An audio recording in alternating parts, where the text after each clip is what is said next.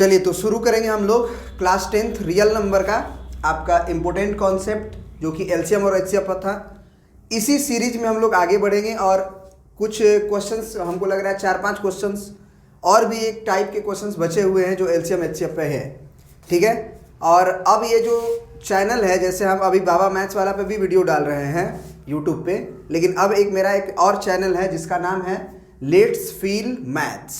ठीक है, जो कि विशेषकर क्लास 10th के बच्चों के लिए बनाया गया है। उसमें केवल क्लास 10th का ही मैथमेटिक्स का वीडियो और फिजिक्स का वीडियो आपको अवेलेबल होगा। ठीक है, और वो भी एकदम पूरा सीरीज जितना ज़रूरत है आपके एग्जाम्स के लिए, ना उससे ज़्यादा फालतू वीडियो रहेगा ना कम रहेगा। जितना आपको ज़रूरत है केवल उतना वीडियोस आपको मिलेंगे उस चैनल पे, यानी कि इस चैनल पे, क्योंकि ये चैनल, ये जो वीडियो हो रहा है वो दोनों पे जाएगा, बाबा मैथ्स वाला पे भी जाएगा और लेट्स फील मैथ्स पे भी जाएगा। ठीक है, तो अब हम लोग शुरू करते हैं बिना देर के हुए, बिना फालतू बातें किए हुए। ये बहुत बढ़िया क्वेश्चन है एलसीएम और एचसीएफ पे, ध्यान से देखिए और समझिएगा। ठीक है, क्या कह रहा है ये क्वेश्चन? इसके पिछले सीरीज में हम 29 तक क्वेश्चंस बता दिए थे। अब इस सीरीज में मान लो हम क्वेश्चन नंबर 30 से स्टार्ट करेंगे। क्या कहानी है इस क्वेश्चन की, जरा ध्यान दीजिए। हासिम बताओ क्या कह रहा है? Find the list number of square tiles, यानी कि minimum number of square tiles, यानी कि टाइल्स हमको कितनी मात्रा में चाहिए। वो टाइल्स कैसा है, साइज उसका क्या है, टाइल्स का स्क्वायर है, यानी कि लेंथ और ब्रेड्थ बराबर है। वैसे टाइल्स ऐसे ही आता है, लंबा भी आता है क्या? स्क्वायर में लंबा भी आता होगा, हाँ आता ही है, लंबा लंबा भी आता है। तो यहाँ पे हमको क्या रिक्वायरमेंट है? स्क्वायर टाइल्स का रिक्वायरमेंट है। Required to pave the ceiling, ceiling को क्या करने के लिए? कवर करने के लिए। ठीक है, of a room 15 metre 17 centimetre long and 9 metre 2 centimetre broad, यानी कि उस रूम की जो लंबाई है वो कितनी है? 15 मीटर और 17 सेंटीमीटर। 15 मीटर में क्या 100 सेंटीमीटर होता है? 1500, क्योंकि 1 मीटर में 100 अब प्लस 17 सेंटीमीटर, यानी कि कितना हुआ? 1500 लंबा हुआ। और चौड़ाई कितना चाहिए? 9 मीटर और 2 सेंटीमीटर। 9 मीटर का मतलब 900 सेंटीमीटर और प्लस 2 सेंटीमीटर, यानी कि 902 सेंटीमीटर। इस प्रकार का वो रूम है, यानी कि स्क्वायर रूम नहीं है। रूम जो है वो है कैसा? रेक्टेंगुलर है। और इसी में हमको क्या लगाना है? टाइल्स लगाना है। तो टाइल्स ऐसे लगेगा, स्क्वायर है तो 1 2 3 4 ऐसे करके। ठीक है, पूरा कवर करना है। इस तरह से कवर करना है कि हमको क्या चाहिए? List number of square tiles. हमें रिक्वायरमेंट क्या है? कम से कम टाइल्स चाहिए। कम से कम टाइल्स अगर चाहिए तो हमको ऐसा टाइल्स मैंने ढूंढना होगा जो ज़्यादा से ज़्यादा जगह कवर करे। अगर हम नंबर ऑफ टाइल्स बढ़ा दें और छोटा छोटा टाइल्स रखें तो बहुत सारा टाइल्स इसमें आ जाएगा। लेकिन क्वेश्चन ने क्या बोला? List number of square tiles, यानी कि टाइल्स की संख्या क्या हो? कम हो। इसका मतलब टाइल्स की साइज कम होना चाहिए कि अधिक होना चाहिए? अधिक होना चाहिए, क्योंकि साइज जब बड़ा रहेगा तो ज़्यादा कवर हो जाएगा रूम। लेकिन इस भी बात का ध्यान रखना है कि टाइल्स हमारा एक्स्ट्रा बचे भी नहीं और ना ही हमको काट छाट करना पड़े। स्क्वायर टाइल्स हम जब लगा रहे हैं तो एग्जैक्टली जब स्क्वायर टाइल्स पूरा लगाए तो पूरा टाइल्स खत्म हो जाए और कहानी भी खत्म हो जाए, यानी कि लास्ट में जो उसे काट छाट देखते हो कि टाइल्स वाला जो लगाता है वो काट छाट वाली बात नहीं हो। बात समझ में आया? क्योंकि काट छाट वाली बात होगी तो फिर वही बात हो गई ना कि आपको कुछ एक्स्ट्रा टाइल्स लेना पड़ा, तभी ना काट छाट करोगे। या फिर लास्ट में कम पड़ गया तो रूम को तो पेव करना ही है, कवर करना ही है। इसका मतलब इसमें क्या करना चाहिए? इसमें क्या करना चाहिए सोच के देखो। सबसे पहले हमको जो टाइल्स की संख्या है अगर कम चाहिए तो हमको सबसे अधिक से अधिक बड़ा स्क्वायर टाइल्स लेना चाहिए। ये तो क्लियर हो गया। और यहाँ पे हम ये देख रहे हैं कि लंबाई के मेजरमेंट अलग है और चौड़ाई की मेजरमेंट अलग है। तो सबसे पहले हमको ये फाइंड आउट करना होगा कि कितना लंबा और कितना चौड़ा हमें टाइल्स लेना चाहिए। और ये तो निश्चित है कि टाइल्स स्क्वायर है। टाइल्स क्या है, इसका मतलब जितना लंबा हमारा टाइल्स की लंबाई होगी उतना ही चौड़ाई होनी चाहिए। इसका मतलब हमको एक ऐसा मेजरमेंट का ज़रूरत है जो लंबाई को भी एग्जैक्ट नाप ले, चौड़ाई को भी एग्जैक्ट नाप ले। क्योंकि लंबाई को 1 2 3 4 5 6 7 8 9 तक में नाप लिया एग्जैक्टली, और इसको भी 7 बार में एग्जैक्टली नाप लिया तो काम हो गया हमारा। लेकिन क्या होगा कि हम लेंथ को नाप रहे हैं और ऐसा लंबाई ले लिए जिसमें लंबाई तो पूरा नप गया एग्जैक्ट एकदम उस लेंथ से, पार्टिकुलर लेंथ से। जैसे मान लो स्टिक था, वहाँ स्टिक, मान लो हम इतना बड़ा टाइल्स ले लिए, इतना बड़ा टाइल्स, ठीक है, लंबाई में। अब इसको 1 2 3 4 ऐसे करके नापे और लास्ट में पता चला कि इतना टाइल्स हुआ, हमको क्या पड़ गया, कम पड़ गया। तो फिर बराबर नहीं ले पाए, क्योंकि फिर टाइल्स को हम काट छाट करना पड़ेगा और टाइल्स काट छाट हमको नहीं करना है। बात समझ में आया? हमको लेंथ को ऐसा लेना है कि एक बार जो लंबाई ले लें उसी से वो ख़त्म हो जाए। बात समझ में आई? और ख़त्म हो जाए का मतलब 1 सेंटीमीटर ले लेंगे तब तो काम हो जाएगा ना। अगर 1517 सेंटीमीटर है तो 1 सेंटीमीटर का टाइल्स ले लेंगे तो नहीं 1517 को टाइल्स लेंगे तो काम हो जाएगा। लेकिन टाइल्स की संख्या बढ़ गई कि नहीं, मतलब 1517 का को जो नंबर डिवाइड कर सकता है उतना लंबा हम टाइल्स ले सकते हैं। जैसे 10 सेंटीमीटर या 15 या 18 ले लो, 18 सेंटीमीटर कोई लंबाई है, ठीक है। तो अगर हम इसमें 1 सेंटीमीटर का भी ले तो 18 को टाइल्स लेंगे तो काम हो जाएगा। 2 सेंटीमीटर का ले तो 9 को टाइल्स में हमारा काम हो जाएगा। 3 का ले तो 6 को में काम हो जाएगा। 4 का लेंगे तो काम नहीं हो पाएगा। 4 चौके 16, 4 5 20, कम अधिक हो जाएगा। 4 बार तो एग्जैक्ट नपेगा। और अगला 4 सेंटीमीटर का लिए हो तो 2 सेंटीमीटर कम पड़ जाएगा ना 4 बार नापने के बाद, तो 4 सेंटीमीटर का ले ही नहीं सकते हैं। बात समझ में आ रही है? 5 का भी नहीं ले सकते हैं, 6 का ले सकते हैं, बोलो। तो 6 सेंटीमीटर का लेंगे तो एग्जैक्टली 3 बार में हमारा रूम पूरा नप जाएगा। और 9 सेंटीमीटर का लेंगे तो 2 ही बार में हमारा काम हो जाएगा। और 18 का ले लिए तो, लेकिन इस भी बात का तो ध्यान रखना है कि चौड़ाई भी हमारा एग्जैक्टली नपा जाए। तो चौड़ाई मान लो हमारा कितना का है, 24 का है, मान लो कितना का है। तो हमको इसको कैसे कैसे नाप सकते हैं, 1 सेंटीमीटर से, 2 सेंटीमीटर से, 3 सेंटीमीटर से, 4 सेंटीमीटर से, 4 छके 24, फिर 5 से नहीं हो पाएगा, 6 चौके हो जाएगा, 4 को टाइल्स से हमारा काम हो जाएगा, 6 से, और 8 से, और 8 के बाद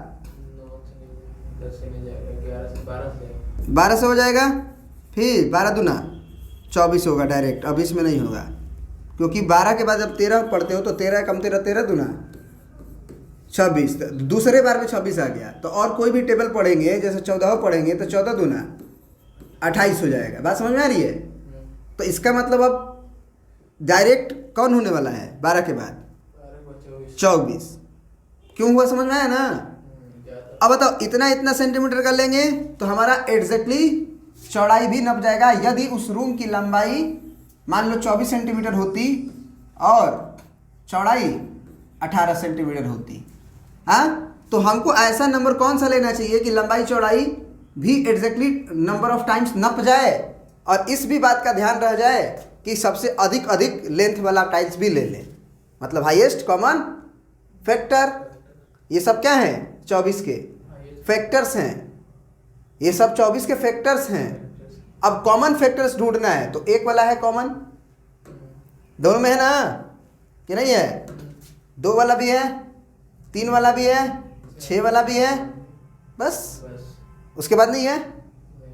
सोच के देखो, दोनों में होना चाहिए, नहीं ना है? इसका मतलब अगर 6 सेंटीमीटर का हम एक लंबा और एक 6 सेंटीमीटर चौड़ा अगर टाइल्स ले लें तो हमारा लंबाई भी एग्जैक्टली 6 बार में, सॉरी चौड़ाई कितनी बार में, 6 18 3 बार में, और चौड़ाई 6 चौके 24 4 बार में नप जाएगा। इसका मतलब ये समझ में आ रहा है कि क्या हो रहा है यहाँ पे? HCF निकाला जा रहा है किन नंबरों का, लंबाई वाला लेंथ और चौड़ाई वाला लेंथ का। चौड़ाई में जो लंबाई है और लंबाई में जो लंबाई है, लेंथ में जो लंबाई है, उस सबको नापने का एक एग्जैक्ट नंबर ऑफ लेंथ निकाला जा रहा है कि दोनों लंबाई भी एग्जैक्टली नापा जाए और चौड़ाई भी एग्जैक्टली नाप जाए। इसका मतलब हम इन दोनों का नंबर का क्या लेना पड़ता है, HCF लेना पड़ता है। तो ये हमेशा दिमाग में बिठा लीजिएगा। तो उसी के अकॉर्डिंग हम ये कह सकते हैं कि हमको इसमें क्या करना पड़ेगा, उस दोनों नंबरों का क्या निकालना पड़ेगा, HCF। लेकिन उससे ये अभी कवर नहीं हो पाएगा कि कै गो टाइल्स लेना पड़ेगा। टाइल्स की संख्या निकालने के लिए एक और भी विशेष कॉन्सेप्ट यूज होगा। वो कॉन्सेप्ट आप देखिएगा क्या होगा। सबसे पहले हम लोग क्या लिखेंगे, HCF ऑफ,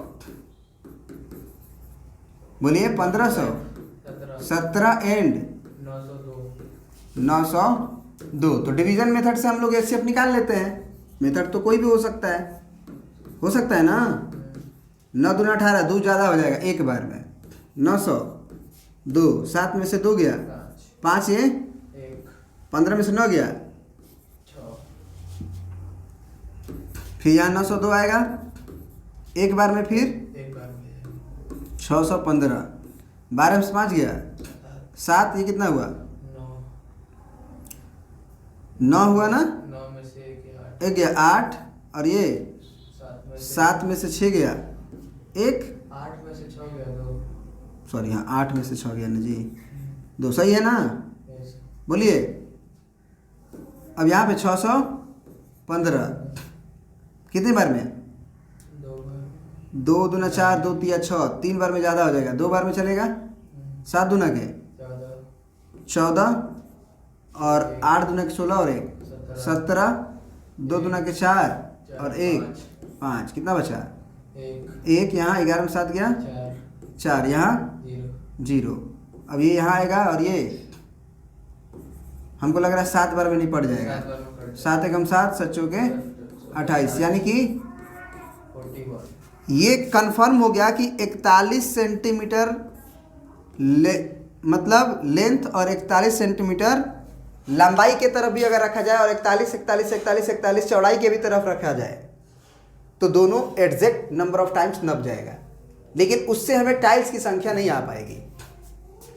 सोच के देखो, टाइल्स की संख्या कहाँ आ पाएगी, ये तो सिर्फ लेंथ है ना टाइल्स का, लेंथ और ब्रेड्थ आया कि हाँ एरिया कह सकते हैं।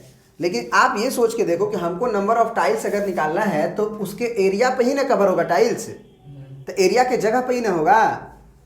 मान लो कि एक टाइल्स जो जगह ले रहा है अगर 2 सेंटीमीटर ले रहा है, 2 सेंटीमीटर स्क्वायर अगर जगह ले रहा है एक टाइल, हाँ, तो अगर हम बोले कि 5 गो टाइल्स कितना जगह लेगा, 5 को अगर हम टाइल्स ले लिए तो कितना जगह लेगा, 5 गुने 10 सेंटीमीटर स्क्वायर, बोलो सॉरी 5 गुना 2 10 सेंटीमीटर स्क्वायर। इसका मतलब कि 10 सेंटीमीटर स्क्वायर उस पूरे रूम का एरिया होगा कि नहीं होगा। अब 10 सेंटीमीटर, क्योंकि 5 गो टाइल्स अगर कवर हुआ है तब हम बोले कि अगर हमको 2 सेंटीमीटर स्क्वायर वाला 5 गो टाइल्स की जरूरत पड़ रहा है ताकि वो पूरा रूम कवर हो जाए। अगर सपोज कर रहे हैं, ऐसा हम मान रहे हैं, तो इसका मतलब उस रूम का क्षेत्रफल कितना रहा होगा 10 सेंटीमीटर स्क्वायर, क्योंकि एक का 2 सेंटीमीटर स्क्वायर, अगले का 2 सेंटीमीटर, अगले का 2 सेंटीमीटर, मैं 5 10 सेंटीमीटर स्क्वायर। इसका मतलब पूरे रूम के क्षेत्रफल में, एरिया में, अगर हम एक टाइल्स के क्षेत्रफल से डिवाइड कर दें तो हमें नंबर ऑफ टाइल्स आ जाएगा और एरिया हम निकाल सकते हैं इसका, रूम का और टाइल्स का भी। रूम का भी एरिया निकाल सकते हैं और टाइल्स का भी एरिया निकाल सकते हैं। टाइल्स का एरिया क्या होगा 41 गुने 41, क्योंकि टाइल्स स्क्वायर है, स्क्वायर का एरिया लेंथ इनटू ब्रेड्थ या फिर साइड स्क्वायर। बात देखिए, क्लियर है ना। तो यहाँ पे क्या लिख देंगे अब हम लोग, number of tiles is equal to, क्या लिख देंगे, number of square tile, square tiles, tiles का स्पेलिंग सही है ना, TILES, tiles is equal to कितना होगा, area of room, area of ceiling of a room, area of ceiling of room divided by area of 1 square time. सही है बात? यानी कि कितना है एरिया इसका, एरिया कैसे निकलेगा, रेक्टेंगल है ना ये, इसका एरिया क्या निकलेगा, यानी कि 1517 गुने 902 और डिवाइडेड बाई 41 गुने 41। अब भाग देना होगा तुम्हें, अब यहीं से भाग देने की भी जरूरत नहीं है, देखो कटेगा सर। कटेगा 241 से भाग, क्योंकि 41 क्या था दोनों का, सर ये 900 44 टाइम्स में कटेगा। कितनी बार में, 44 कौन 1500 नहीं 902 17 को काटना है ना 41 से, हाँ तो 41 से हम लोग कई बार में काटेंगे, पहले 151 है तो 4 चौके 16 ज़्यादा हो जाएगा ना, 4 तिया 12, 3 बार में 3 एकम 3, 4 तिया 12, 11 में से 3 गया 8, ये कितना बचा 2, ये खत्म 7 उतरा, कितनी बार में 7 का 7 7 चौके यानी 37 बार में, यानी ये कटा इसके साथ 37 टाइम्स, ये भी कटेगा। 41 को काटना है किससे, नहीं 41 से काटना है 902 को, तो एक बार में, क्योंकि नहीं 2 बार में, दुक्का 2 4 2 न के 8, 10 में से 2 गया 8, ये खत्म हो गया, और यहाँ 2 यानी कि अब 2 बार में, दुक्का 2 4 2 ना 8 यानी 22 बार में। अब ये हुआ इनटू में 22, यानी कि आंसर कितना होने वाला है 37 गुने 22, ठीक है। 22 सते 154, 22 सते कितना होता है 154 को 4 हाथ में लगा 15, फिर 22 तियाँ 66 और 66 और 10 76 ना, 76 और 5 81, यानी कि 814 गो टाइल्स चाहिए हमें। बात समझ में आया कि नहीं आया? 814 को टाइल्स लेंगे तो डायरेक्ट टाइल्स को उठाना है और सीधा लगाना है, ना तोड़ फोड़ करना है ना काट छाट करना है, एग्जैक्टली उस रूम को कवर कर लेगा। समझ में आ रही बात कि नहीं है? चलिए तो अब अगला क्वेश्चन देखा जाए। अगला क्वेश्चन क्या कह रहा है, इस पे हम आपको एक समय भी देंगे, आप उसको बनाइए। क्या कह रहा है, 3 मेजरिंग रॉड्स, मतलब रॉड समझते हो ना, रॉड छड़ी टाइप का मान सकते हो। तो कह रहा है कि 3 measuring rods are 64 centimetre, 80 centimetre and 96 centimetre in length. Find the least length of cloth, है ना, लीस्ट लेंथ ऑफ क्लोथ, उस कपड़े की सबसे छोटी लंबाई बताइए। कैन बी मेजर्ड, जो मेजर किया जा रहा है, an exact number of times using any of the rod, any of the rod, यानी कि इन्हीं तीनों रॉड से हमें उस कपड़े की लंबाई को क्या करनी है, नापनी है। बहुत बढ़िया क्वेश्चन है। तुम्हें लगेगा कि तुम्हें एचसीएफ निकालना है, लेकिन हमको लग रहा है इसमें एलसीएम निकलेगा। क्यों? क्योंकि एलसीएम ऐसा एक नंबर आएगा जो तीनों से कटेगा। कटेगा तो इसका मतलब हमसे बोल रहा है कि find the least length of the cloth, cloth का सबसे छोटी लंबाई कितनी होगी। कैन बी मेजर्ड, जो कि मेजर किया जा सकता है, कैन बी मेजर्ड किया जा सकता है, an exact number of times, एकदम बराबर बराबर। एग्जैक्ट नंबर ऑफ टाइम्स का मतलब खत्म हो जाए, जैसे सुना पे तो खत्म हो जाए। Using any of the rods, जो इन मतलब रॉड्स का, एनी ऑफ द रॉड्स, चाहे ये रॉड यूज करो, चाहे ये रॉड यूज करो, चाहे ये रॉड यूज करो, मल्टीपल में आएगा कोई भी नंबर। आप सोचिए और बनाइए। इसमें हम टाइमर लगा देते हैं और वीडियो के पीछे वाले लोग भी बनाएं, क्योंकि उनके लिए तो हम वीडियो का टाइमर रोक देंगे अभी, लेकिन यहाँ के जो बच्चे हैं वो रोक के समय बनाएं। इसमें भी बच्चे जो होंगे वो वीडियो को पॉज करें और ईमानदारी से बनाएंगे पहले, क्योंकि आप लोग को पता नहीं चलेगा, जैसे ही हम बंद करेंगे आ जाएंगे भी। चलिए 2 मिनट में लगभग बना दिया हासिम भाई। तो क्या कहानी हुई समझ में आया? हमको कपड़े की क्या बतानी है? List length. कपड़े की सबसे छोटी लंबाई क्या लिया जाए, एक कपड़े की छोटी लंबाई क्या लिया जाए जिसे हम इस रॉड से भी जब नापें तो एग्जैक्टली नाप पाएँ। मतलब 64 देखो 64 सेंटीमीटर 64 सेंटीमीटर 3 बार में मालूम नपा गया तो मेरा काम हो गया। बात समझ में आया? 3 बार में एग्जैक्ट नपा गया। लेकिन इसका मतलब ये नहीं हुआ कि 64 से 3 बार नापे तो 80 वाला से भी 3 बार में नपा जाएगा। इस बात का हमको टेक केयर करना है। कम टाइम्स में होगा। हाँ, उसका हमको टेक केयर करना है कि 80 सेंटीमीटर लंबा रॉड भी लेके उसी कपड़े को अगर हम नापें, सेम कपड़ा को, तो वो भी 80 सेंटीमीटर के रॉड से एग्जैक्ट नंबर ऑफ टाइम्स में नपा जाए। यानी कि 10 बार में नपा जाए तो नपा जाए 10 बार में। ये नहीं कि हमको 10.5 करना पड़े, 10.5 नहीं करना पड़े, या तो 10 बार में नपाए या तो 11 बार में नपाए। और उसी तरह से इस रॉड से भी 96 सेंटीमीटर वाला रॉड से भी वो एग्जैक्ट नंबर ऑफ टाइम्स नपा जाए। वो भले 8 बार में नपा जाए, 7 बार में नपा जाए, लेकिन एग्जैक्ट नंबर ऑफ टाइम्स में नपा जाए। तो इसका मतलब तुम सोचो कि तुम्हें ऐसा नहीं लग रहा है कि ऐसा हमको नंबर की ज़रूरत है, रिक्वायरमेंट है जो 64 से भी कट जाए, 80 से भी कटे और 96 से भी कटे। या इसको एक और भाषा में कह सकते हो कि वो 64 का मल्टीपल हो, 64 के टेबल में आता हो, तभी ना 64 बार में अगर 64 के टेबल में आया तो 64 दूना 64 तिया 64 चौके 64 पचे उतना पर में नपा गया। और अगर 80 के भी टेबल में वो नंबर आ रहा है तो भी वो नपा गया, और 96 के भी टेबल में आ रहा है तो 96 में भी एग्जैक्टली नपा गया।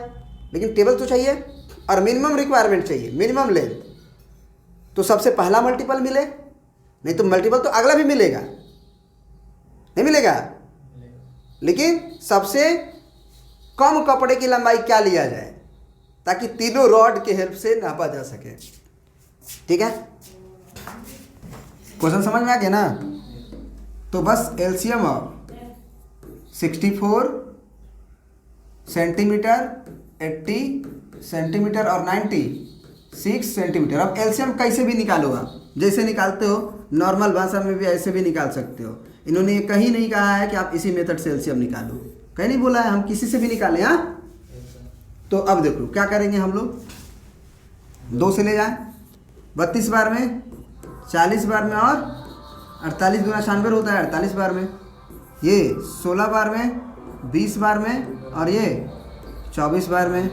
फिर 2 8 16, 2 दाम 20, फिर 2 बारह हैं 24, फिर 2 से चौके 5 6 छक्का, फिर 2 से 2 दूना 5 उतर जाएगा, 2 तिया 6 नहीं कटेगा।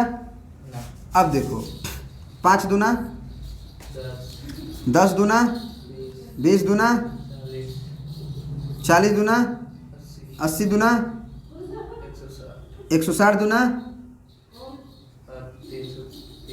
320। अब गुने 3 तो 0 हुआ, 3 दूना के 6 और 3 तिया 960 सेंटीमीटर अगर हम कपड़े की लंबाई रखेंगे, मिनिमम कपड़ा की लंबाई, तो अगर हम इस रॉड से भी नापेंगे 64 वाले रॉड से भी, तो भी वो नपा जाएगा। कटा के देख लो, कट जाएगा। एक बार में कट रहा है 64 आएगा, क्या होगा 2, यहाँ 3 और यहाँ पे 0। बोलो फिर सही कटवाए हो? 6 में से 4 गया 2, 9 में से गया 3। ठीक है, कोई दिक्कत नहीं। अब 64 से काटो, 4 5 20 कट जाना चाहिए 5 बार में। अच्छा 5 30 और 2 32, यानी कि कितनी बार में 960 सेंटीमीटर नपा जाएगा 64 सेंटीमीटर वाले रॉड से? 15 बार में। एग्जैक्ट 15 बार लगेगा, 960 सेंटीमीटर नप जाएगा। क्योंकि यूक्लिड डिवीजन लेमा से 960 बराबर क्या लिख सकते हैं? 64 गुने 15 और प्लस रिमाइंडर। इसका मतलब ये ना हुआ कि 64 का टेबल 15 बार पढ़ रहे हैं तो याद आ रहा है। सिमिलरली 80 का टेबल से भी वो कटेगा, क्योंकि वो भी 80 का भी तो मल्टीपल है। एलसीएम का मतलब है क्या होता है? मल्टीपल। तो आप डिवाइड कर करके देख सकते हो कितनी बार में होगा। बात समझ में आया? उसी तरह से वो 96 से भी 96 से 10 बार भी नपा जाएगा क्योंकि 960 है, हाँ 10 बार। सीधे हो गया। बात समझ में आ गया? इस तरह से तो आंसर यही है। अब 960 सेंटीमीटर को अगर मीटर में अगर तुम कन्वर्ट करना चाहते हो तो 100 से डिवाइड कर दो, तो ये भी आंसर लिखोगे तो भी गलत नहीं होगा। और 9 मीटर 60 सेंटीमीटर लिखोगे तो भी गलत नहीं होगा। बात समझ में आया? मीटर होगा। हाँ, अब मीटर हो जाएगा। 960 9.6 मीटर। ठीक है, this is your required answer. अब ये अगला क्वेश्चन तुम्हारा, इस पर भी हम समय देंगे, आप इसे बनाइए, दिमाग लगाइएगा। क्वेश्चन हम समझा देते हैं। कह रहा है कि an electronic device makes a beep after 60 seconds, another device makes a beep after every 62 seconds, they beep together at 10 AM। माने कि 10 बजे दोनों इलेक्ट्रॉनिक डिवाइस 1 और इलेक्ट्रॉनिक डिवाइस 2, इलेक्ट्रॉनिक डिवाइस 1 और इलेक्ट्रॉनिक डिवाइस 2 दोनों का दोनों 10 बजे एक साथ बीप कर दिया। अलार्म मान सकते हो, 2 घड़ी है, दोनों को हम अलार्म 10 बजे बजवा दिए, और पहला जो बज रहा है वो कितने अंतराल पे? 60 के अंतराल पे, आफ्टर एवरी 60 सेकेंड, और दूसरा 62 सेकेंड के अंतराल पे। तो जैसे ही 10 बजे बजा तो अगली बार क्या बजे बजेगा? पहला वाला 60 सेकेंड पे बज रहा है ना, इसका मतलब 10 बज के 60 सेकेंड पे अगला बजेगा। हाँ। लेकिन अगला जो डिवाइस है उसके 2 मिनट बाद बजेगा, 2 सेकेंड और बाद बजेगा। बीप कब करेगा? 60 सेकेंड पे नहीं, 62 सेकेंड पे, यानी कि अगला 2 सेकेंड पे। तो बीप कर रहा मतलब ऐसे कुछ कर दिया, 2 सेकंड की गैप पे करो। तो ये कहानी क्या कह रहा है कि they beeped together at 10 AM, at what time will they beep together at the earliest, at the earliest. मतलब दोनों एक साथ, जैसे प्रारंभ में बजा था 10 बजे, उसी तरह दोनों फिर दोबारा एक साथ कब बजेगा? तुम्हें लग रहा होगा कि एक साथ नहीं बजेगा, बजेगा। तो ये सोचना है और बनाना है। हम आपको समय दे देते हैं, ठीक है ना? वीडियो के पीछे वाले लोग भी इस समय को लें और बनाने का कोशिश करें। ये नहीं कि तुरंत वीडियो को देखते रहें। वीडियो को अभी पॉज कर दीजिए। आप नहीं पॉज करिएगा तो यहाँ पे तो हम टाइमर लगा रहे हैं आपका। ये क्या हो रहा है भाई? ठीक है, यहाँ टाइमर लग रहा है, लेकिन ये टाइमर बच्चों के लिए है। आप पॉज नहीं करिएगा तो आपको पता नहीं चलेगा, क्योंकि हम तुरंत पॉज करके जब आएंगे तो वापस वीडियो पे आ जाएंगे। इसलिए ईमानदारी से आप इसको सोचिए, समझिए, क्योंकि सोचने से ही क्वेश्चन बनता है। चलिए अब हम बताते हैं आपको। आप इस बात को समझिए कि ये क्या बोला, they beeped together at 10 AM, at what time will they beep together at earliest. यानी कि एक बार 10 बजे बज गया, उसके बाद वो बहुत बार एक साथ बजेगा, बहुत बार वो एक साथ बजेगा। लेकिन उस बहुत बार में जो सबसे पहली बार 10 बजे के बाद जो सबसे पहली बार एक साथ बज रहा है, वो टाइम हमें बताना है। 10 बजे बजा तो हो सकता है 11 बजे, 12 बजे, 13 बजे कभी भी बजेगा, लेकिन उसके बाद भी एक साथ बजेगा, उसके बाद भी एक साथ बजेगा, उसके बाद भी एक साथ बजेगा। लेकिन हमको क्या करना है इसमें कि जो सबसे 10 बजे बजने के बाद, 10 बजे जो बज गया, एक बार बिप कर दिया, उसके जस्ट बाद सबसे पहली बार दोनों एक साथ बिप कब करेगा। तो आप सोच के देखो कि अगर आप 60 का टेबल लिख रहे हो, क्योंकि 60 सेकेंड है आपके पास, 60 सेकेंड पे बज रहा है, और अगला वाला 62 सेकेंड पे बज रहा है। तो अगर आप 60 का मल्टीपल लिख रहे हो और 62 का मल्टीपल लिख रहे हो, और ऐसा मल्टीपल ढूंढ रहे हो जो दोनों में कॉमन हो, इसका मतलब 60 का भी टेबल उसमें आएगा और 62 का भी टेबल आएगा। जस्ट इमेजिन करो कि 4 का टेबल लिखते हो और 6 का टेबल लिखते हो, तो 4 एकम 4, 4 दूना 8, 4 तिया 12, 4 छके 4 चौके ना होगा, 4 चौके 16, 4 बचे 20, 4 बचे 20, 4 छके 24, 4 सते 28, ऐसे अंतराल पे बढ़ेंगे। लेकिन 6 वाला 6 एकम 6, 6 दूना 12, 6 तिया 18, 6 चौके 24, 6 पचे 30, 6 जाके 36, 6 सते 42, 6 8, 48, हाँ ये 32 होगा, 4 7 8 4 8 32, 4 9 36, 4 दह में 40। बात समझ में आ रही है? अब देखो अगर हम बोले कि अगर वो 4 सेकंड पे बीप किया था और अगला वाला 6 सेकंड पे बीप किया था, सोच के देखना, एक घड़ी 10 बजे बजा और पहला 4 सेकंड पे बीप किया और अगला 6 सेकंड पे, तो दोनों फिर एक साथ कब बीप करेगा? दोनों में जो कॉमन है 12 सेकंड पे दोनों एक साथ बीप करेगा। बशर्ते बस फर्क इतना होगा कि ये तीसरा बार बीप कर रहा होगा जबकि ये दूसरे बार ही बीप कर रहा होगा, क्योंकि 4 सेकंड पे बीप किया, फिर 8 सेकंड पे बीप किया क्योंकि 4 पे बीप कर रहा है वो, और 4 तिया 12 तीसरा समय में बीप किया, लेकिन किया ना आइए भी 6 सेकंड में बीप किया, फिर 6 दूना 12 पे बीप किया। बात समझ में आ रही है? फिर क्या अगला बीप नहीं करेगा 24 बार में? देखो 24 सेकंड पे मैच करेगा कि नहीं दोनों? फर्क इतना है कि 4 सेकंड वाला वो कितनी बार बीप कर गया होगा? 1 2 3 4 5 6वां बार बीप किया होगा, लेकिन इस 24 सेकंड पे तो 4 सेकंड के अंतराल पे जो बीप कर रहा है वो करेगा ही, क्योंकि 4 का वो मल्टीपल है। 4 छके 24, 6वां बार बीप किया होगा, जबकि 6 वाला 4था बार बीप किया होगा, लेकिन एक साथ किया ना, तो इसमें आगे भी मुलाकात होगी। जैसे कि 36, तो ये कह रहा है कि 10 बजे अलार्म बज गया या बीप हो गया दोनों डिवाइस, तो 10 बजे के बाद अगला कब पहली बार बीप होगा? बीप तो बहुत बार होगा, लेकिन सबसे पहली बार कौन बीप करेगा? दोनों एक साथ बीप कब करेगा? सबसे पहली बार। क्वेश्चन समझ गया? तो क्या हो रहा है? ये क्या निकल रहा है? ये 12 क्या है दोनों का? 4 6 का एलसीएम है। यही तो है actual meaning of LCM. LCM क्या होता है? दोनों नंबर का ऐसा मल्टीपल जो कॉमन भी हो और पहला हो, इसीलिए लोवेस्ट बोला जाता है, सबसे कम कॉमन मल्टीपल। सबसे पहला कम, लोएस्ट माने सबसे कम, कॉमन माने दोनों में हो, और मल्टीपल माने दोनों का मल्टीपल। तो मल्टीपल तो आगे भी है, लेकिन सबसे पहला वाला मल्टीपल।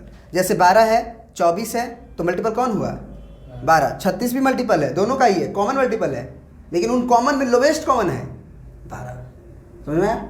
चलो, इसका मतलब हमें 62 का और 60 का एलसीएम निकालना चाहिए। तो हम क्या लिख लेंगे?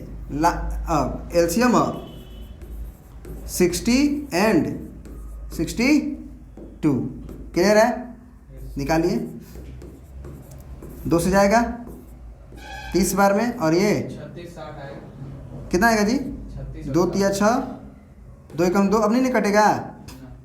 अब नहीं कटेगा तो अब डायरेक्ट गुना होगा, यानी कि 30 गुना 2 और गुना 31, यानी कि 30 दूना के 60 गुना 31, यानी कितना? 0 6 एकम 6, 6 तिया 18, 1860 सेकेंड पे। नो सर, ये नहीं आएगा। तो का है? 36 और 60 आएगा। क्या 36 60? 3660 आएगा। क्यों? 62 गुना 60 की होगा? नहीं, 61 गलत है। गलती की हो ना? ये सही है? हाँ सही। 30 दूना के 60 हुआ, तो 6 एकम 6 और 6 तिया 18, ठीक है। अब देखो सुनो, ये आंसर नहीं बताना है, ये तुम्हें पता है कि 1860 सेकेंड बाद एक साथ बजेगा। सर इसको 60 से डिवाइड कर देंगे। हाँ, ये समझने वाली बात है कि भैया इतना सेकेंड के बाद जब वो क्या हो रहा है? एक साथ बज रहा है तो हमको टाइम ना बताना है कि 10 बजे की 11 बजे की 10 बज के इतना मिनट पे कितना मिनट पे, ये ना बताना है। एट व्हाट टाइम, टाइम हमको बताना है। तो जब 10 बजा है उसके 1860 सेकेंड के बाद एक साथ बजेगा। तो 1860 सेकेंड का मतलब क्या होता है? 60 से डिवाइड करने के मिनट में कन्वर्ट होगा। Yes sir. तो 1860 बटे 60। अब देखो डिवाइड करने की जरूरत नहीं है। देखो 60 गुना 31 का ही ना मल्टीपल 1860 था। इसका मतलब 31 बार मुँह कटेगा नहीं, कटेगा जी। कटेगा। इसका मतलब 31 क्या आ गया? मिनट। बाद इसका मतलब एक साथ बजेगा। एक साथ बजे। इसका मतलब क्या बजे बजेगा? 10 बज के 31 मिनट पे, ठीक है ना। AM क्या होगा? बेल या बीप्ड, बीप टुगेदर। आंसर देख लो। सही। क्वेश्चन समझ में आ गया अच्छे से? बोलो। तो एलसीएम का एक्चुअल मीनिंग अब समझ में आ रहा है धीरे धीरे। अब ये क्वेश्चन बना लो। कह रहा the traffic lights at 3 different road crossing changes after every 48 second, 72 second, 108 second respectively. मतलब कि ट्रैफिक लाइट देखे हो, पटना वटना जाओगे तो ट्रैफिक पे लाइटें जलती हैं। वहाँ पे अगर ट्रैफिक नहीं भी रहेगा तो रेड हो गया तो वहाँ के लोग को रुकना है, ठीक है ना। वैसे थोड़ा सा समझ ही रहे हो, इंडिया है तो रुकता नहीं है। पुलिस देखता है जब कूटता है लोग तो रुकता है, चालान काटता है तो रुकता है। लेकिन नियम यही है कि अगर रेड लाइट जल गया तो रुकना है। तो एक ट्रैफिक लाइट्स है at 3 different roads crossing changes after every 48 second. यानी कि पहले पे 48 सेकेंड पे ट्रैफिक लाइट जला या जो भी हुआ, 72 सेकेंड पे दूसरे जगह पे, 48 सेकेंड पे इस पे जला, ये रुक गया, 72 सेकेंड पे अगले पे जला और 108 सेकेंड पे अगले पे जला, ठीक है ना। 3 डिफरेंट रोड्स, पहला रोड पे ये, फिर ये। If they all changes simultaneously eight 8 AM, दोनों क्या होता है एक साथ 8 बजे चेंजेज होता है। मतलब जला होगा, ट्रैफिक को बदला होगा। बस समझ में आया? तो कह रहा है कि then at what time will they again changes simultaneously. तो पूरा का पूरा जितना भी ट्रैफिक लाइट है तीनों एक साथ फिर दोबारा कब बदलेगा? दोनों एक साथ बदला ना। चेंजेस साइमल्टेनियसली का मतलब क्या हुआ? एक साथ बदला का मतलब, एक साथ चेंजेस का मतलब एक साथ तीनों लाइट जला होगा और उसके बाद दोबारा एक साथ ही कब चेंज होगा? तो दोबारा एक साथ तीनों कब चेंज होगा? जब तीनों एक साथ जलेगा। बात समझ में आया? यानी इसका भी क्या निकालना है? एलसीएम। तो ज़्यादा दिमाग नहीं लगाना है, ज़्यादा समय नहीं देना है, एलसीएम निकाल देना है। तो 48, 72, 108 जैसे एलसीएम आप निकालिए। हमको तो यही इजी पड़ता है। 2 से कितना बार में? 24, 36 दूना 72, 2 5 10, 2 चौके 8, ठीक है ना। फिर 2 से 12, फिर 18, फिर 27 दूना 54 होता है जी। 2 छके 12, 2 9 18, ये नहीं कटेगा। फिर 3 से जाएगा सब, 3 दूना 6, 3 तिया 3 9 27, फिर 3 से जाएगा, 2 नहीं जाएगा, रहने देंगे। 3 एकम 3 तिया ना, खत्म कहानी। बोलो। तो 5 तो आया नहीं है, तो 2 दूना 4 दूना 8, 8 दूना 16, 16 को रहने दो, गुना 3 तिया 9, 9 तिया 27, ठीक है। इसका गुना करके आंसर बताओ। नहीं तो ऐसे कर लो, 16 गुना क्या को 3 आया है? 3, तो 16 तिया 48, 48 गुने 9 कर लो, 9 8, और कुछ नहीं ना है। 9 8 72, हाथ में लगा, 9 चौके 36 और 7, 36 और 4 40 और 3 43, इतना सेकेंड बाद। नहीं, अब टाइम बताना होगा। 8 AM में चेंज किया था तो 8 AM के बाद हमें 832 सेकेंड बाद चेंज करेगा। यानी कि 832 डिवाइडेड बाई 60 करेंगे 432 ना, सॉरी 432 432 डिवाइडेड बाई 60 60 से कटेगा? कट जाएगा। नहीं कटेगा पूरा। 5 से ऊपर वाला नहीं ना नंबर कट रहा है, काटो जितने कट रहा है। कितनी बार में 60 का टेबल पढ़ो, ऐसे काटा जाता है इस सबको। 6 चौके 6 सत्ते 42, 0 6 सत्ते 42, कितना बचा? 2 और ये 1, ये खत्म। अब नहीं होगा, कटेगा भी नहीं, तो इन्हीं के दशमलव में ले जाओ। दशमलव में वैसे ले जा सकते हो, लेकिन टाइमिंग पूछा है ना, टाइमिंग पूछा है ना, तो तुम इसको कैसे लिख सकते हो? 432 को बीच वालों को कैसे लिखते हैं? किनारे किनारे का मल्टीपल प्लस रिमाइंडर। अगर ये 60 क्या है? सेकंड है ना। 60 सेकंड अगर 7 बार होगा, इसका मतलब 7 मिनट 18 सेकंड 12 ना, हाँ 12 सेकंड 12 सेकेंड। यानी कि अगर 8 AM पे बजा है, क्या हुआ है? 8 AM पे क्या हुआ है? बजा है। तो अगला क्या होना चाहिए? बताओ जल्दी। 8 AM plus 7 minute plus 12 second. अब आंसर देखो, 8 बज के 7 मिनट, यही है ना? सही है ना?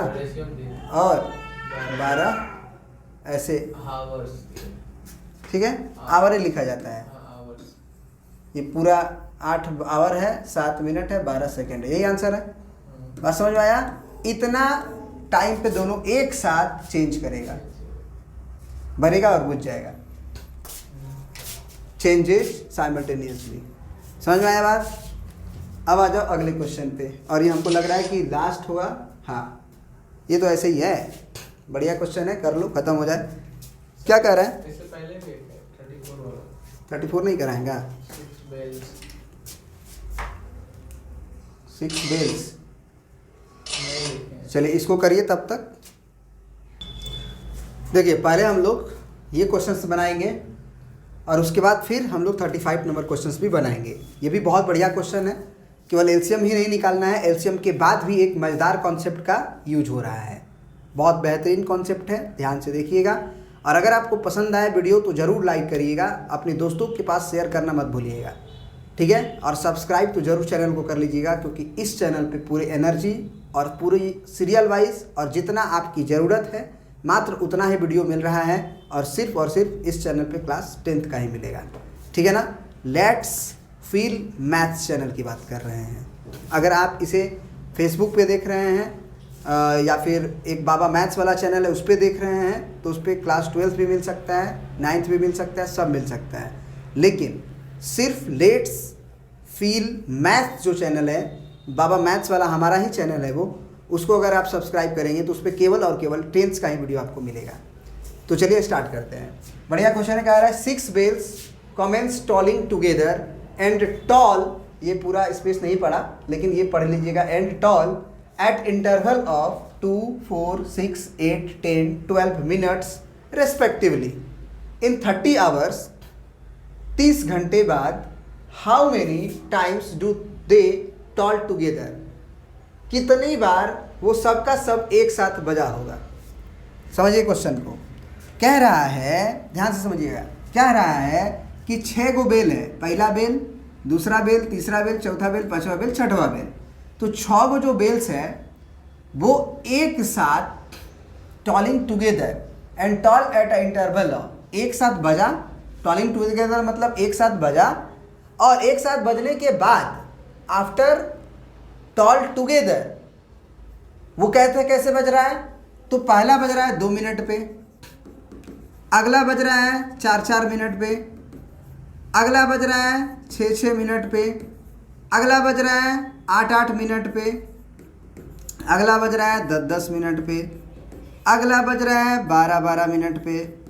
बात समझ में आ रही है?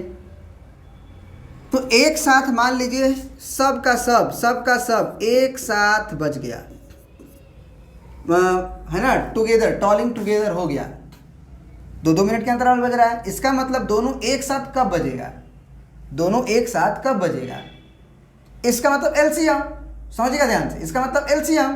तो अगर हम एलसीएम सबका निकालते हैं तो एलसीएम कितना आ जाएगा, 2 है, 4 है, 6 है, 8 है, 10 है, 12 है। तो एलसीएम निकालने का बहुत सारा तरीका है, एक तो ये तरीका है और एक ये तरीका है कि सबसे छोटे वाला का टेबल पढ़िए या फिर सबसे बड़े वाले का टेबल पढ़िए और सबका टेबल ढूंढिए। जैसे 12 का टेबल पढ़िएगा तो 12 एकम 12, 12 दूना 24। तो 12 जो है 10 में नहीं मिलेगा, 8 में भी नहीं मिलेगा, 6 में मिलेगा। तो सब में एक साथ नहीं मिलेगा, 24 भी सब में नहीं मिलेगा, क्योंकि हमें 10 मिनट पे बज रहा है तो वो 10 मिनट, 20 मिनट, 30 मिनट, 40 मिनट ऐसे बजेगा एक साथ, है ना। ये जो घड़ी है वो 10-10 मिनट के अंतराल में बज रहा है ना, 10 मिनट बजा, फिर अगला 10 मिनट पे बजा, फिर अगला 10 मिनट पे। उसी तरह से ये वाली घड़ी 8 मिनट पे बजा, फिर अगला 8 मिनट, फिर अगला 8 मिनट, यानी कि वो 8 के मल्टीपल पे बजेगा। समझ में आ रही बात। तो ये 24 पे बजा, 12 या 36 मिनट पे बजा, 36 भी सबके कॉमन में नहीं आ रहा है। बड़े वाला का टेबल लिखिए और सबका टेबल ढूंढिए, मुलाकात सब में हो जाएगा तो वही एलसीएम होगा। हाँ, ऐसे भी सोचते हैं। 12 या 36 भर चौके 48, 12 बचे 60। अब 60 हमको लग रहा है 10 में भी आ जाएगा, 8 में नहीं आएगा। फिर 8 से 60 नहीं कटता है ना, 8 7 56, 8 64 हो जाता है। समझ में आ रही बात। तो 60 के बाद 12 5 7 8 6 72, 12 7 84, 12 8 96, है ना, 12 9 108 और 12 दाम 120। अब 120 को पकड़िए, क्या सबके टेबल में आएगा, तो निश्चित रूप से आ जाएगा। हमको ऐसा महसूस हो रहा है। 2 से भी ये कट ही जाता है, 4 से भी ये कट ही जाएगा, 4 तिया 12, 6 से भी कट जाएगा, 6 दूना 12, 8 से देखना पड़ेगा 8 से कटेगा कि नहीं। तो 8 एकम 8, 4 बचा 4 0, 8 बचे 40, कट जाएगा 15 बार में, 15 8 120 होता है। 6 से कट, हाँ कट जाएगा 8 से भी, और 10 से भी कट जाएगा, और 12 से कट ही रहा है।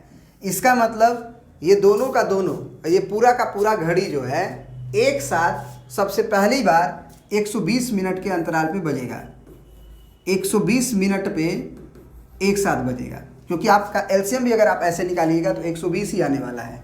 2 से ले जाएंगे आप, 2 दूना 4, 2 तिया 6, 2 चौके 8, 2 पचे 10, 2 छके 12, खत्म। 2 एकम 2 3, 2 दूना 4 5, 2 तिया 6।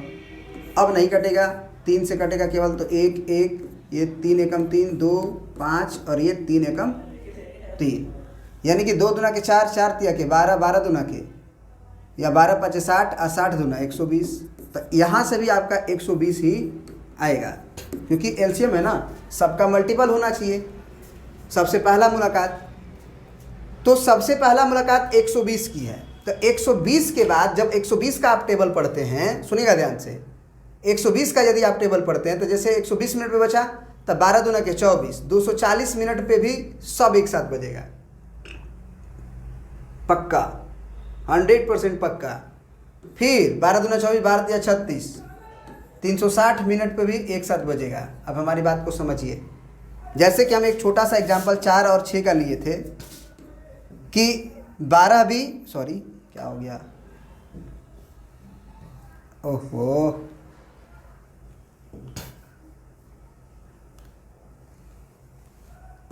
बारह सबसे पहला मुलाकात था इन दोनों का। फिर 12 के बाद अगला मुलाकात पक्का 12 का टेबल ही आता है, 24 ही आएगा। फिर 12 तिया 36 ही आएगा। समझ में आ रही बात। 12 का टेबल ही कॉमन है सब में, ऐसा नहीं है कि 12 के बाद 24 के पहले कोई मुलाकात हो जाएगी। जैसे कि अब 4 का टेबल लिख सकते हैं, 4 4 दूना 8, 4 तिया 12, 4 चौके 16, 4 पचे 20, 4 छके 24, 4 सते 28, 4 अठे 32, 4 नवा 36, 6 का 6, 6 दूना 12, 6 तिया 18, 6 चाक 36, 6 सते 42, 6 8 48, ऐसे। तो पहली मुलाकात 12 पे हुई, देखो। फिर 12 के बाद डायरेक्ट मुलाकात 12 दूना 24 पे होता है, उसके पहले मुलाकात नहीं हो पाएगा। इसमें 6 चौके 24 छोड़ दिए क्या, 6 18, 6 चौके 24 छूट रहा है। तो देखो 24 पे हुआ, फिर 6 चाक 36 पे होगा, ये देखो 36 पे, यानी कि 12 का टेबल 12 तिया 36 पे, यानी कि जो मिनिमम टेबल पकड़ में आ गया 12 मिनट पे आ गया तो 12 दूना 24 पे ही अगला मुलाकात होगा। ये हम क्यों बता रहे हैं, क्योंकि हमसे ये क्वेश्चन नहीं पूछा है कि दोनों सबका सब बेल एक साथ कब बजेगा, बल्कि ये पूछा है कि इन 30 आवर्स 30 घंटे में जब एक साथ बजा उसके 30 घंटे में हाउ मेनी टाइम्स कितनी बार डू दे टॉल टुगेदर, वो एक साथ बजा होगा कितनी बार। एक बार एक साथ बजा होगा, जैसे कि 120 मिनट हुआ तो एक साथ बजा, फिर 240 मिनट हुआ तो 2 बार बज गया क्योंकि 120 मिनट पे बजा था एक साथ, फिर 240 मिनट पे एक साथ बजा, फिर 360 मिनट पे एक साथ बजा। उसी तरह से जैसे ही आप 12 का टेबल लिखते जाइएगा तो उतना उतना मिनट पे बजेगा। तो हमको 30 घंटा चाहिए, तो सबसे पहले ये कवर कर लो कि 30 घंटा में कितना मिनट होता है। तो 30 घंटा में मिनट पता करोगे, 30 घंटा और गुना 60 जब करोगे तो वो मिनट में बदलता है, क्योंकि 1 घंटा में 60 मिनट होता है। तो 30 घंटा में 30 गुने 60 मिनट, यानी कि 6 लिखे 1800, तो 1800 मिनट बराबर 30 घंटा। तो 1800 मिनट के लिए हमको क्या करना चाहिए, 120 से 1800 को डिवाइड कर देना चाहिए, क्योंकि इसका टेबल ही तो लिख रहे हैं हम। तो कितनी बार, जैसे 12 दूना 24 12 36 बर चौके 48, तो 4 बार बजा ना। जैसे 120 हुआ, 12 का ही टेबल पढ़ो, 10 को भूल जाओ कुछ देर के लिए। तो 12 दूना 24 12 36, तो 3 बार बजा, 12 चौके 48, एक बजेगा 480 मिनट पे 100 का 100, तो 4 बार बजा। तो 12 का टेबल पढ़ रहे हो, यानी कि आपको डिवाइड कर देना होगा। बात समझ में आ रही है, यानी कि 1800 बटे 120 से ये 0 से 0 कटा, फिर 6 से काट दो, 6 दूना 12, फिर 6 या 18 0, और 2 से काटेगा 15 बार में, यानी कि 15 टाइम्स। 15 टाइम्स क्यों, क्योंकि 120 से जब तुम भाग दोगे 1800 को, तो ये एक बार में 120 हुआ, ये 0 और ये 6 और ये 0, फिर 12 बचे 60, कहानी ख़त्म। यानी कि 15 बार और बजेगा, यानी कि इन 30 मिनट, इन 30 आवर्स 15 टाइम्स टोल्ड टुगेदर। क्या लिख देंगे आंसर, क्या लिख देंगे आंसर, इन 30 मिनट्स में 15 टाइम्स टॉल टुगेदर।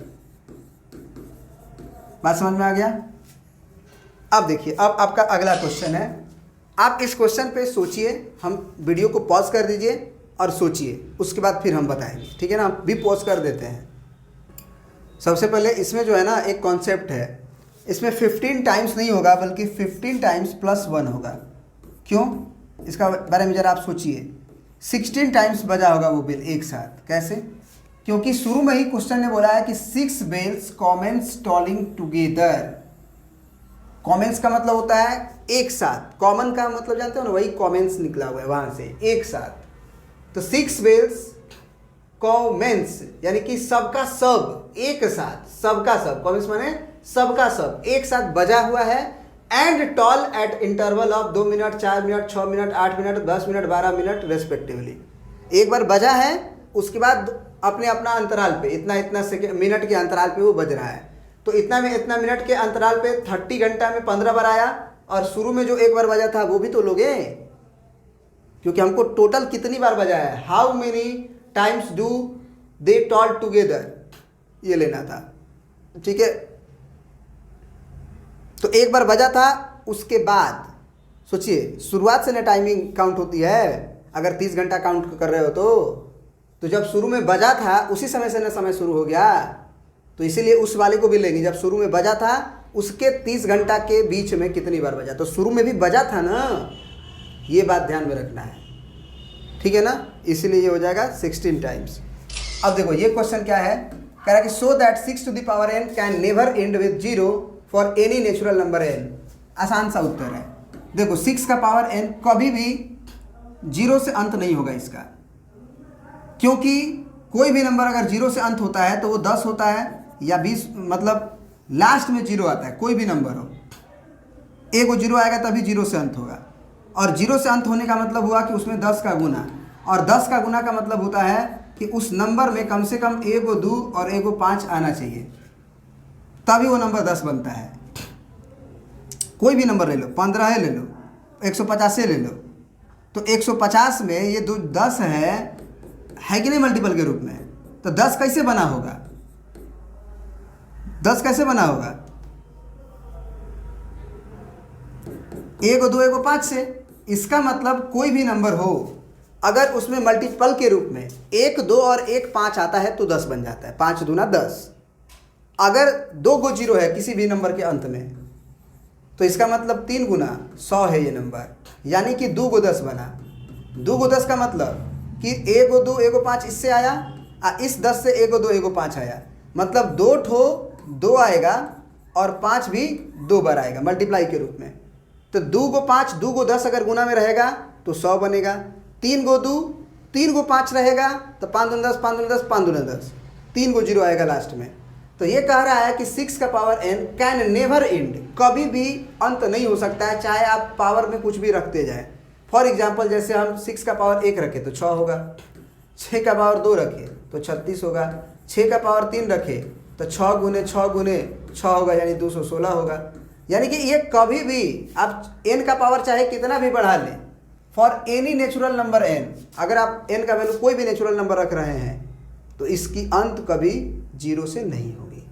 इसका कारण सिंपल सा ये है कि भैया 6 का पावर n, पावर से होता क्या है, पावर से तो वो नंबर कितनी बार मल्टीप्लाई होता है वो लिखा जाता है, लेकिन जब 6 को हम फैक्टराइज करते हैं तो 2 गुना 3 लिख सकते हैं, और पावर है तो पावर लिख सकते हैं।